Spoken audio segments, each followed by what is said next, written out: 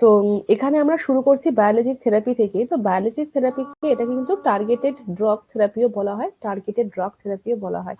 তো এটার বেসিক কাজ হচ্ছে এটা যে বায়োলজিক রেসপন্স আছে টিউমার সেলের সেটাকে অল্টার করে দেয় বা সেটাকে ডিস্টার্ব করে দেয়। ঠিক আছে, তো biology therapy for cancer can treat many types of cancer. এটা বিভিন্ন রকমের ক্যান্সারকে ট্রিট করতে পারে। নট অনলি ক্যান্সার, এরা আরো অন্যান্য বিভিন্ন রকমেরও যে তোমার অটো ইমিউন ডিজিজ কন্ডিশনস গুলো হয় সেগুলোকেও কিন্তু ট্রিট করার জন্য এই বায়োলজিক থেরাপি বা টার্গেটেড ড্রাগ থেরাপি ব্যবহার করা হয়। It can prevent or slow tumour growth and prevent the spread of cancer. তো ক্যান্সার সেলের যে গ্রোথটা আছে সেই গ্রোথটাকে ওরা প্রিভেন্ট করতে পারে বা স্লো করতে পারে। তার সাথে ক্যান্সার ছড়িয়ে পড়ার যে মানে যে মেটাস্টেসিস যেটা হয় সেই ব্যাপারটাকে ওরা প্রিভেন্ট করতে পারে। when cancer spreads it's called metastatic cancer। তো সেটা আমরা অলরেডি জানি যে ক্যান্সার যখন স্প্রেড করে যাচ্ছে সেটা মেটাস্টেসিক ক্যান্সার হয়ে যাচ্ছে। এরপরে biologic therapy for cancer often causes fewer toxic side effects than do other cancer treatment. এবার এখানে আরো একটা ব্যাপার হচ্ছে যে যদি ক্যান্সারের জন্য বায়োলজিক থেরাপি করা হয়, বাকি অন্যান্য যে ক্যান্সার ট্রিটমেন্ট রয়েছে তার থেকে এই বায়োলজিক থেরাপিতে টক্সিসিটি হয়, মানে টক্সিক সাইড এফেক্টস হয়, কিন্তু অবশ্যই সেটা অন্যান্য ক্যান্সার ট্রিটমেন্টের থেকে কম হয়। এটার সাথে আমরা দেখতে পাচ্ছি এটা ডিরেক্ট একটা অ্যান্টি টিউমার এফেক্ট রয়েছে, যার মধ্যে এটা ডিসকাস করলাম যে prevent or slow tumour growth and prevent the spread of cancer. তার সাথে কি করতে পারে biologic therapy? Restore, augment and modulate immune system. তো এটাকে মেনলি কি করা হয়, এটা ইমিউন সিস্টেমের যে ইমিউন সেলস গুলো রয়েছে সেই ইমিউন সেলস গুলোর কন্ডিশনটাকে এটা অনেক বেটার করে সেই ইমিউন থেরাপির মানে ইমিউন সেলগুলোর হেল্পের মাধ্যমে ক্যান্সার সেলগুলোকে নষ্ট করে। আদার এফেক্টস এর মধ্যে interfere with metastasis and differentiation. তাহলে যে মেটাস্টেসিস হচ্ছে ক্যান্সার সেলের, তাহলে সেই জিনিসটাকে ওরা ইন্টারফেয়ার করছে, ওটাকে স্লো ডাউন করছে বা প্রিভেন্ট করছে, তাহলে খুব সহজে মেটাস্টেসিস হয়ে যাচ্ছে না যেরকম ক্যান্সারের ক্ষেত্রে হয়ে থাকে। প্লাস ক্যান্সার সেল যে নর্মাল সেল থেকে ধীরে ধীরে ডিফারেন্সিয়েশন হয়ে সেটা মেটাস্টেসিস দিকে চলে যায়, সেই জিনিসটাকেও কিন্তু ওরা অনেকটা স্লো ডাউন করে বায়োলজিক থেরাপি। না, বায়োলজিক থেরাপির মধ্যে প্রচুর রকমের ড্রাগস রয়েছে। আমি খুব কমনলি যে ড্রাগস গুলো ইউজ হয় আমি সেই ড্রাগস এর নাম রাখলাম ইনফ্লিক্সিমাব অ্যান্ড রিটুক্সিমাব। এই ড্রাগস গুলো কি করা হয়, এগুলো খুব ফ্রিকোয়েন্টলি ইউজ করা হয়, মানে আমাদের হসপিটালে তো চলেই, এটা যে কোনো ক্যান্সারের ট্রিটমেন্টে এগুলো এখন খুব কমন আর ফ্রিকোয়েন্ট ড্রাগস। এই সমস্ত ড্রাগস গুলো ব্যবহার করে বায়োলজিক থেরাপি বা টার্গেটেড ড্রাগ থেরাপি চালু করা হয় পেশেন্টদের জন্য, ক্যান্সার পেশেন্টদের জন্য। এছাড়া অন্যান্য ট্রিটমেন্ট প্রসেসের মধ্যে আমরা আর কি দেখতে পাই, bone marrow and stem cell transplantation করা হয়। নাও এটার মধ্যে কি কি করা হয়, it allows for safe use of very high doses of chemotherapy or radiation therapy. এইবারে কোনো একটা মানুষের মধ্যে যদি বোন ম্যারো আর স্টেম সেল ট্রান্সপ্লান্টেশন একবার করে দেওয়া যায় তাহলে এটা কি করতে পারে না, ধরো কোনো একটা মানুষকে very high doses of chemotherapy দিতে হবে বা রেডিয়েশন থেরাপি দিতে হবে। তো যদি প্রপারলি বোন ম্যারো আর স্টেম সেল ট্রান্সপ্লান্টেশন করে দেওয়া যায় তাহলে সেই মানুষটা তখন কেমোথেরাপির যে এক্সট্রা সাইড এফেক্টস সমেত যে high doses along with radiation therapy সেই জিনিসটাকে কিন্তু সেই মানুষটা নিতে পারবে। অবভিয়াসলি এই প্রসিডিওরের হচ্ছে একটা রিস্কি একটা প্রসিডিওর, প্রচুর রিস্ক রয়েছে, পেশেন্ট মারাও যেতে পারে, আর হাইলি টক্সিক একটা প্রসিডিওর, পেশেন্ট অনেক সাইড এফেক্টসও কিন্তু দেখা দিতে পারে। আচ্ছা, নাও অ্যালোজেনিক বা বোন ম্যারো আর স্টেম সেল ট্রান্সপ্লান্টেশনের মধ্যে অ্যালোজেনিক প্রসেস কি, তাহলে এটা ডোনার থেকে নিতে হচ্ছে। অ্যালোজেনিক প্রসেস সবসময় মাথায় রাখবে ডোনার থেকে নিতে হয়। হ্যাঁ, ডোনার থেকে বোন ম্যারো আর স্টেম সেল ট্রান্সপ্লান্টেশন নিতে হয়। তাহলে তোমাকে প্রশ্ন আসতে পারে যে অ্যালোজেনিক সিচুয়েশনে তোমাকে 4টে অপশন দিয়ে দিল কার থেকে নেওয়া হয়, তোমাকে তখন এই ডোনারটাকে চুজ করতে হবে। Goal is to administer large doses of systemic therapy. ঠিক আছে, তাহলে গোল হচ্ছে large doses of systemic therapy যাতে প্রোভাইড করা যায় সেটার জন্য এই bone marrow stem cell transplantation করা হয়। তাহলে যে কেমোথেরাপি বা রেডিয়েশন থেরাপি সেই থেরাপিটা যাতে মানুষটা নিতে পারে তার জন্য bone marrow stem cell transplantation করা হয়। Along with that, then rescue bone marrow through engraftment and subsequent normal proliferation and differentiation of donated marrow।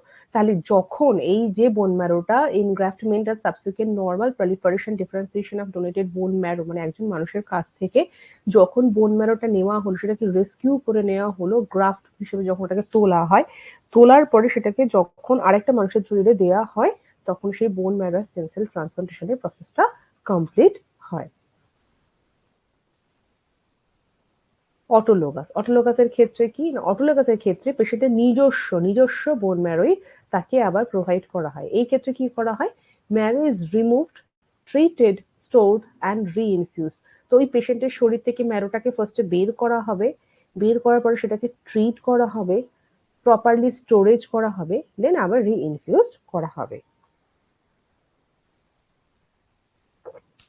আচ্ছা, দেন সিনজেনিকটা কি, obtaining stem cells from one identical twin and infusing them into other। তাহলে এক্ষেত্রে দুটো twin রয়েছে, ঠিক আছে, তো দুটো টুইনের মধ্যে একজনের ক্যান্সার হয়েছে আর একজন সুস্থ আছে, তাহলে যার ক্যান্সার হয়েছে এর থেকে এর শরীরে তখন এই সিনজেনিক যে বোন ম্যারো বা স্টেম সেল ট্রান্সপ্লান্টেশন, ওর শরীর থেকে এর শরীরে স্টেম সেল নেওয়া হবে, নিয়ে এর শরীরে ইনফিউজ করা হবে, এটা হচ্ছে সিনজেনিক।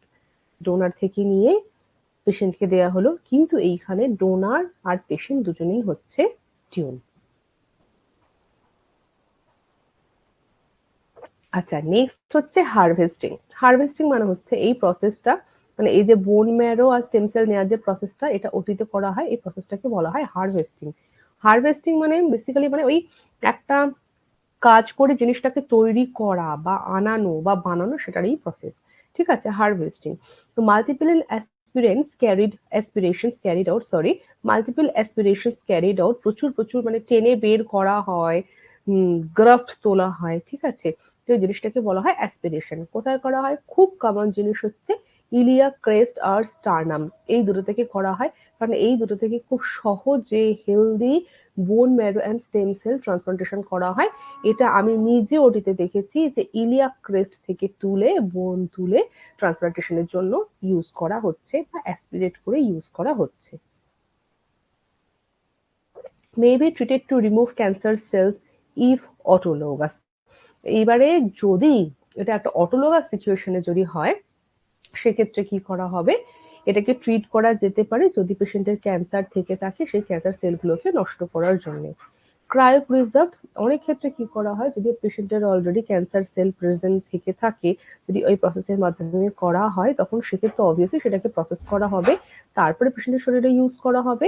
নট অনলি দ্যাট, প্রিজার্ভেশনের সময় এটাকে ক্রায়ো প্রেসিপিটেট বা ক্রায়ো প্রিজার্ভেশন করা হয়। আচ্ছা, এই ক্ষেত্রে কমপ্লিকেশনস আমরা কি কি দেখতে পাবো, ব্যাকটেরিয়াল, ভাইরাল, ফাঙ্গাল ইনফেকশনস হতে পারে, এটা খুবই কমন। প্রোফাইল্যাকটিক অ্যান্টিবায়োটিক থেরাপি আগে থেকে শুরু করে দেওয়া হয়। গ্রাফট ভার্সেস হোস্ট ডিজিজ, তো এইটা একটা চান্সেস আছে যে গ্রাফট ভার্সেস হোস্ট ডিজিজ একটা হয়। নাও lymphocytes from donated marrow recognize recipient as a foreign। তাহলে যে ডোনেটেড বোন ম্যারো যে দান করেছে, ধরো এটা ম্যারো, ঠিক আছে, এটা অলরেডি দান করা হয়েছে, তাহলে এর মধ্যে যে লিম্ফোসাইটসটা রয়েছে, একটা মানুষের শরীরে যখন দিল, ও এই এটা তো হেলদি অলরেডি, তাহলে ও হচ্ছে বেসিক্যালি স্টেম সেলটাকে নেওয়া হয়েছিল যাতে মানুষটাকে ট্রিট করা যায় সেই কারণে। এবার এটার মধ্যে যে হেলদি লিম্ফোসাইটস গুলো আছে, ও অলরেডি ওই মানুষের শরীরটাকে ফরেন বডি হিসেবে ধরে নিয়ে তখন ও রিয়াক্ট করা শুরু করবে, রিয়াকশন করবে। না, মেনলি কোন অর্গানগুলোকে এফেক্ট করে, মেনলি স্কিনকে এফেক্ট করে, লিভারকে এফেক্ট করে, আর ইন্টেস্টাইনকে এফেক্ট করে, এই তিনটে জিনিসকে মেনলি এফেক্ট করে। আচ্ছা, এছাড়াও কিন্তু আমরা পেরিফেরাল স্টেম সেল ট্রান্সপ্ল্যান্ট দেখতে পাই। তাহলে peripheral or circulating stem cells are capable of repopulating bone marrow. নাও শুধুমাত্র যে ইলিয়াক ক্রেস্ট থেকে বা স্টারনাম থেকে বোন তুলে, মানে সেখান থেকে স্টেম সেল তুলে যে ট্রান্সপ্লান্ট করবে তা নয়, পেরিফেরাল যে সার্কুলেশন রয়েছে, ইন্ট্রাভাস্কুলার স্পেস রয়েছে, যে ব্লাড ভেসেলস রয়েছে, তার মধ্যেও কিন্তু সার্কুলেটিং স্টেম সেলস বা পেরিফেরাল স্টেম সেলস কিন্তু ঘুরে বেড়ায়। তো যদি সেইটাকে কালেক্ট করা হয়, সেটা দিয়েও কিন্তু বোন ম্যারোটাকে রিপ্লেস করার কাজে হিসেবে ব্যবহার করা যায়। তাহলে এখানে কি করা হচ্ছে, mobilisation of stem cells from marrow to peripheral blood done using chemotherapy or haematopoietic growth factors. তাহলে ম্যারোর মধ্যে থেকে পেরিফেরাল ব্লাডের মধ্যে যে স্টেম সেলের মোবিলাইজেশন করা হচ্ছে, সেটা কেমোথেরাপি বা হেমাটোপোয়েটিক গ্রোথ ফ্যাক্টরস এর মাধ্যমেও কিন্তু করা যায়। আচ্ছা, এটা আজকালকার দিনে অনেক জায়গারই একটা প্র্যাকটিস, একটা ব্যাপার, সেটা হচ্ছে কর্ড ব্লাড। তাহলে আমরা অলরেডি প্লাসেন্টা জানি, ঠিক আছে? তাহলে বাচ্চার যখন ডেলিভারি হচ্ছে তাহলে একটা প্লাসেন্টা থাকছে, আর প্লাসেন্টার এই যে কর্ড থাকছে, তাহলে এই কর্ড কিন্তু পুরো এই প্লাসেন্টার সমেত কর্ড কিন্তু কালেক্ট করা হয় কেন? না এই আম্বিলিকাল ব্লাডের কর্ডের মধ্যে যে ব্লাড থাকে সেই ব্লাডটাকে টাইপ মানে দেখে নেওয়া হয় যে কোন টাইপের কোন ব্লাডের টাইপ, সেই হিসেবে ওটাকে ভাগ করা হয়, টাইপ হিসেবে ভাগ করা হয়, ক্রায়ো প্রিজার্ভেশন করা হয়, মানে এটাকে রীতিমতো লো টেম্পারেচারে সেভ করে রাখা হয় যাতে এইটা নষ্ট না হয়, কারণ এই বাচ্চা তো জাস্ট বর্ন হলো, বাচ্চার আম্বিলিকাসের সাথে এই কর্ডটা কানেক্টেড হয়ে থাকে। তো এটার মধ্যে কিন্তু খুব হেলদি, ঠিক আছে, খুব হেলদি নিউ স্টেম সেলস থাকে।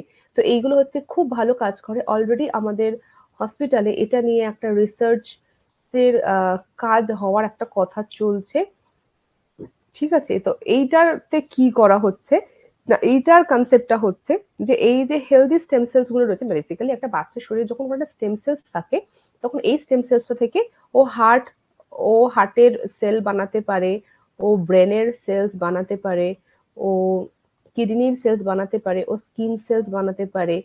এমনি শুধুমাত্র তাই নয়, শরীরে যদি কোনো অ্যাবনর্মাল সেলস থাকে তাহলে অ্যাবনর্মাল সেলটাকে ডিস্ট্রয় করে দিয়ে ও সেখানে কিন্তু একটা হেলদি সেল বানাতে পারে। তো সেই ক্যাপাসিটি রয়েছে স্টেম সেলের। আর এই ক্ষেত্রে এটা যেহেতু আম্বিলিকাল কর্ড থেকে নেওয়া হচ্ছে, কর্ড ব্লাড স্টেম সেল, এক্ষেত্রে এটা হেলদি যেহেতু নিউবর্ন বেবি থেকে নেওয়া যেহেতু এটা আরো অনেক ভালো কাজ করবে। তো সেই হিসেবে এই কর্ড ব্লাড স্টেম সেলস কিন্তু ইউজ করা অনেক জায়গাতেই শুরু হয়ে গেছে। কিন্তু এটার একটা ব্যাপার হচ্ছে যে যেহেতু আম্বিলিকাল কর্ড থেকে যে ব্লাডটা কালেক্ট করা হচ্ছে সেটা একজন অ্যাডাল্টের শরীরে ট্রান্সপ্লান্ট করার মতো সেই পরিমাণটা নয়, এটা খুবই কম, মানে ইনসাফিসিয়েন্ট, ঠিক আছে? তো সেটা একটা এখানে প্রবলেম হয় যে insufficient numbers of stem cells to permit transplant to adults. আচ্ছা, এখানে একটা বড় ব্যাপার হচ্ছে ক্যান্সারের ক্ষেত্রে পেইনটাকে ম্যানেজ করা। তাহলে পেশেন্ট যা রিপোর্ট করছে যতটা পেইন হচ্ছে সেটাকে বিলিভ করা উচিত, তার সাথে একটা primary pain assessment we should do, ঠিক আছে? হতেই পারে তোমার পেন রিলেটেড কোন একটা কোশ্চেন দিয়ে দিল, চারটে তোমাকে অপশন দিল, তার মধ্যে তোমাকে প্রপারলি আইডেন্টিফাই করতে হবে যে তোমাকে কি কি করতে হবে। এখানে ড্রাগ থেরাপি যখন দেওয়া হয় পেশেন্টের ব্যথার জন্য, এখানে WHO অ্যানালজেসিক ল্যাডার ইউজ করা হয়, ঠিক আছে? এখানে WHO অ্যানালজেসিক ল্যাডার ইউজ করা হয়, নট রিকোয়ার্ড। এটা মাথায় রাখলেই হবে যে WHO অ্যানালজেসিক ল্যাডার ইউজ করা হয়। এখানে নন ফার্মাকোলজিক্যাল যে ইন্টারভেনশন সেগুলো কিন্তু ইউজ করা যেতে পারে। আচ্ছা, এখানে ড্রাগসের নামগুলো আলাদা করে ইনক্লুড করা হয়নি, আমি বলেই দিচ্ছি। ক্যান্সারের ক্ষেত্রে পেশেন্টের কতটা পেইন হচ্ছে তার উপরে ডিপেন্ড করে মোস্ট কমনলি প্যারাসিটামল 1 গ্রাম দিয়ে চালু করা হয়, দেন পেশেন্টকে ট্রামাডল দেওয়া হয়, দেন পেশেন্টকে এই প্যারাসিটামল আর ট্রামাডলের একটা কম্বিনেশনের ড্রাগ দেওয়া হয়, সেটা আলট্রাসেট নামে পাওয়া যায়, ঠিক আছে? এছাড়া এই ড্রাগস গুলোর সাথে কিন্তু অনডেম বা রেগল্যান্ড কিন্তু দিতে হবে, নাহলে পেশেন্টের কিন্তু নয়সা ভমিটিং হওয়ার একটা চান্সেস থাকবে। এই সমস্ত ড্রাগস গুলো চলার পরে পেশেন্টকে একটা তোমার প্যাচ দেওয়া যেতে পারে, ঠিক আছে? ফেন্টানিল প্যাচ দেওয়া যেতে পারে। পেশেন্টের ব্যথা যদি খুব বেশি বেড়ে যায়, পেশেন্ট যদি ক্রনিক সিচুয়েশনে চলে যায়, তাহলে ফেন্টানিল প্যাচ দেওয়া যেতে পারে, ঠিক আছে? ফেন্টানিল প্যাচে কিছু পার্টিকুলার ডোজেজ থাকে, সেই ডোজের উপরে ডিপেন্ড করে এইগুলোকে 3 দিন মানে এগুলো গায়ে লাগিয়ে রাখতে হয়, ঠিক আছে? ধরো হাতের উপরের দিকে লাগিয়ে রাখতে হয়, বা পেশেন্ট পিঠে এরকম লাগিয়ে রাখতে পারে, বা বুকের সামনের দিকে লাগিয়ে রাখতে পারে এই প্যাচ।